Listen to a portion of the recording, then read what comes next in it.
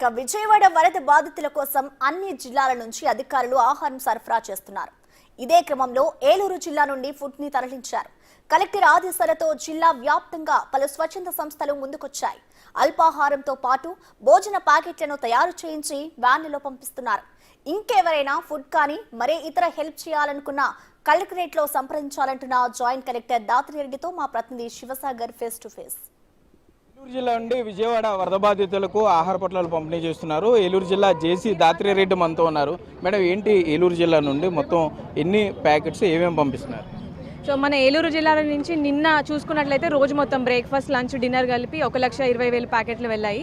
ఈ రోజు లంచ్ టైంకే మనం 1,25,000 ప్యాకెట్లు పంపిస్తున్నాము, బ్రేక్ఫాస్ట్ లంచ్ కలిపి. ఇప్పుడు ఇక్కడ ఉన్నది మాత్రం రైస్ మిల్లర్స్ అసోసియేషన్ నుంచి ఒక 20,000 వాళ్ళు ప్యాకెట్స్ సిద్ధం చేసి వాళ్ళే వండి ప్యాకింగ్ చేసి పంపిస్తున్నారు. దానికోసం ఇక్కడ ఉన్నాం.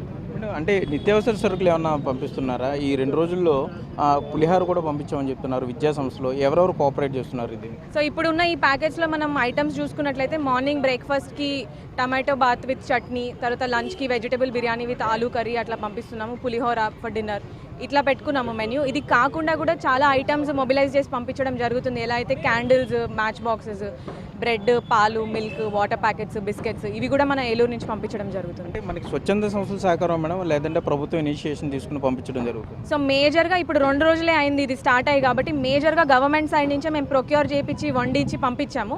నిన్నటి నుంచి చూసుకున్నట్లయితే చాలా మెసేజెస్ వస్తున్నాయి. ఇప్పుడు రైస్ మిల్లర్స్ అసోసియేషన్ వాళ్ళు కూడా అడగగానే వెంటనే స్పందించారు. They did not even delay it. అలానే మన మార్నింగ్ మానవత అనే ఎన్జిఓ ఒకరు, సీనియర్ సిటిజన్స్ అసోసియేషన్ ఒకరు, ఒక 1000 ప్యాకెట్స్ వాళ్ళకి ఎంత అవుతే అంత. నిన్న చూసుకున్నట్లయితే సత్యసాయి ట్రస్ట్ వాళ్ళు ఇలా ఇది ఏలూరులో నుంచి వెళ్ళింది. అలానే డిఫరెంట్ మండల్స్లో కూడా చిన్న చిన్న ఎన్జిఓస్, సివిల్ సొసైటీ గ్రూప్స్ కూడా మాకు మెసేజ్ పెడుతున్నారు. ఇట్లా ఉన్నాయి మేడం, మా దగ్గర ఇన్ని బస్తాలు బియ్యం ఉంది, లేదా ఇన్ని ప్యాకెట్స్ ఫుడ్ ఉంది, ఎవరికి ఇవ్వాలి, ఎట్లా ఇవ్వాలని. వాళ్ళని కూడా మన గవర్నమెంట్ సపోర్ట్ ఏదైతే వెహికల్స్ ఉన్నాయో వాళ్ళతోనే కనెక్ట్ చేసి పంపించడం జరుగుతుంది. సో ఈ సర్వీస్ మోటివ్తో ముందుకు వచ్చే వాళ్ళు ఎవరిని కాంటాక్ట్ అవ్వాలంటారు? గవర్నమెంట్ సైడ్ నుండి ఏమన్నా టోల్ ఫ్రీ నెంబర్ కానీ ఎవరైనా పర్సన్ ఎవరినన్నా అటాచ్ చేయడం జరుగుతుంది? సో ఇది ఫ్రమ్ అవర్ సైడ్ కూడా ఇది ఒక రిక్వెస్ట్. ఎవరైతే మన ఏలూరు డిస్ట్రిక్ట్ సిటిజన్స్ ఉన్నారో, సొసైటీస్, ఆర్గనైజేషన్స్, అసోసియేషన్స్ ఉన్నాయో, మీలలో ఎవరైనా ఏదైనా హెల్ప్ చేయాలనుకుంటే కలెక్టరేట్ టోల్ ఫ్రీ నంబర్కి కాల్ చేయండి. మేము పంపిస్తున్న సపోర్ట్లోనే మీరు ఇస్తున్న డొనేషన్ని కూడా ఇంక్లూడ్ చేసి ఇక్కడ నుంచి పంపించడం జరుగుతుంది. ఒకవేళ మీరు వెహికల్ పెట్టలేదు, దానివల్ల డిలే అవుతుందంటే నంబర్ రాసుకోవచ్చు. This is the collectorate control room number 9491041427 9491041427. దీనికి కాల్ చేసి మీకు చేతనైనంత సహాయం యాడ్ చేయండి. Thank you.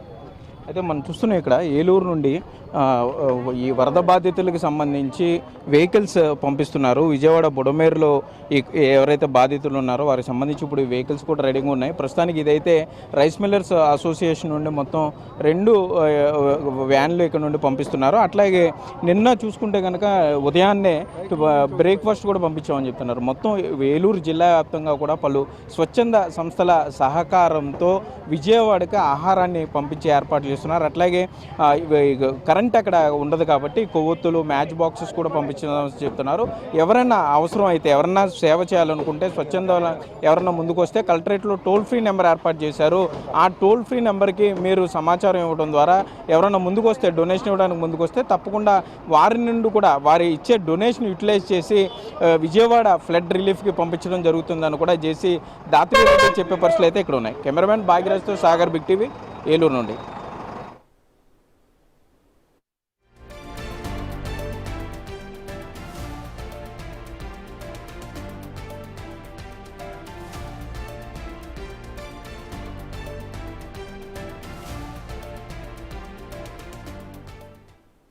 వరద ప్రాంతాల్లో అయితే సీఎం చంద్రబాబు పర్యటిస్తున్నారు. దాదాపు వాళ్ళకి వరద బాధితుల్లో ఎవరైతే చిక్కుకున్నారో బాధితులందరి దగ్గరికి ఇంటింటికి వెళ్లి వాళ్ళని పరామర్శిస్తున్నారు సీఎం.